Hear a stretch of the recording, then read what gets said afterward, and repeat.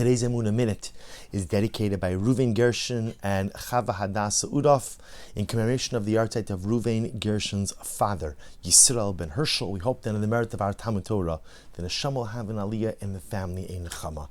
In the aftermath of the Makkah, of the plague of Arba, of locusts, where Egypt, the Egyptian agriculture, was essentially decimated, the advisors come to Paro and they say, listen, this is a losing proposition to try to keep the Jews enslaved. It's clear their God is powerful. It's clear that Moshe is not going to back down. Just let them go.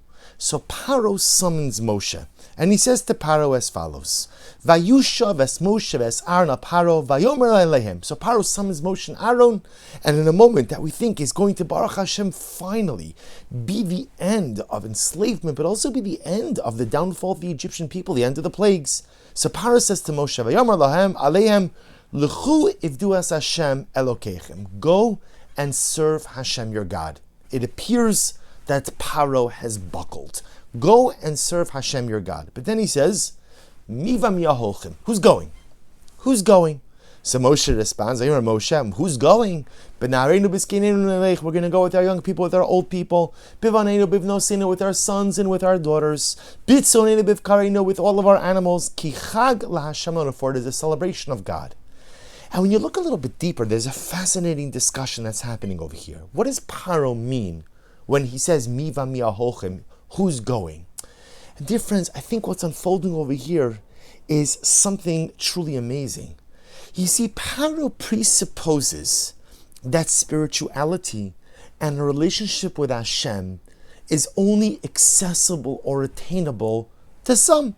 There are religious people, there are individuals who are righteous, who are pious, who are holy, and those individuals have the ability to communicate, to really relate and to connect to the Ribbon Shalom, to the Jewish God.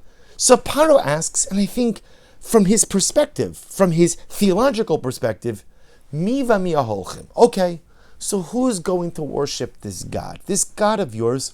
Who is it amongst you who has the relationship? And Paro probably assumes that ultimately, again, it's the older people, the older folk, the more established individuals, the holier individuals. Maybe you also have your own caste of priests or religious leaders.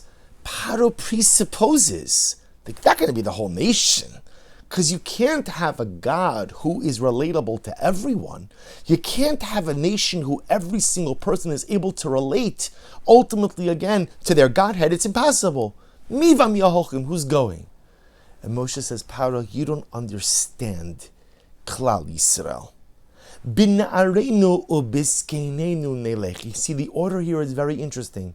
Moshe says with our young people, with our older people. You would have thought Moshe would have started from everyone from our older people to our younger people. The elderly representing, again, those who are more spiritually established, those with more life experience, those with more wisdom. Everyone from the wisest to the not so wise. But that's not what Moshe says. Moshe says, Bina'areinu biskeinenu. Paro, you don't understand the dynamic of the Jewish people. And the dynamic of the Jewish people is that every single Yid, every single Jew, has the ability to forge a relationship with the Ribono Shel Olam. Bina'areinu. You know, a na'ar could be a biological child, but there are also people who are immature. And I don't mean immature, I mean there are people who just are spiritually underdeveloped. A na'ar could be someone who is physiologically or biologically younger. It could be someone who's biologically old, but is theologically or spiritually underdeveloped or immature. Bina'areinu. From those who are spiritually disconnected, ubiskeinenu, and to those ultimately, again, who have a long-standing relationship with Hashem.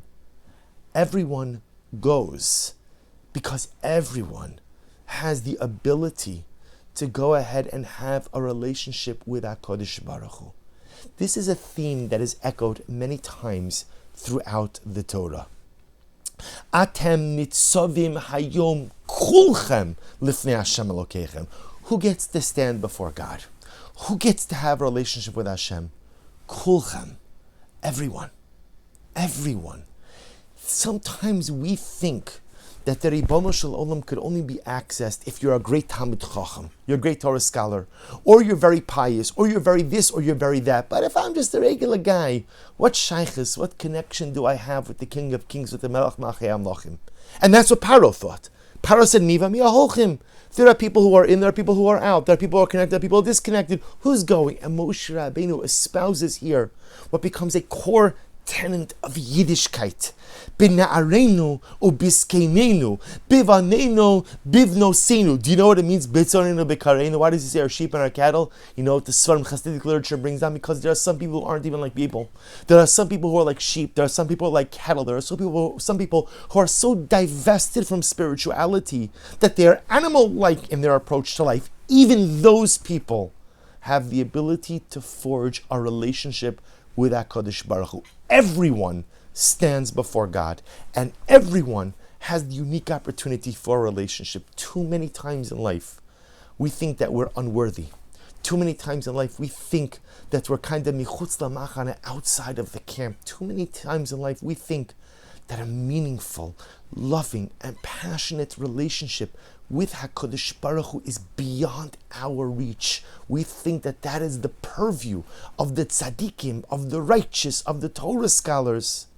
But Moshe Rabbeinu teaches us, if you want it, if you want a relationship with Hashem, no matter who you are in this world, whether you are a zokin, someone spiritually well established, or whether you are a nar, someone who is spiritually immature and underdeveloped, whether you are a man or whether you are a woman, whether you are divested of your humanity and more like an animal at times in life, everyone has the opportunity for a relationship with HaKadosh Baruch Hu if we desire it.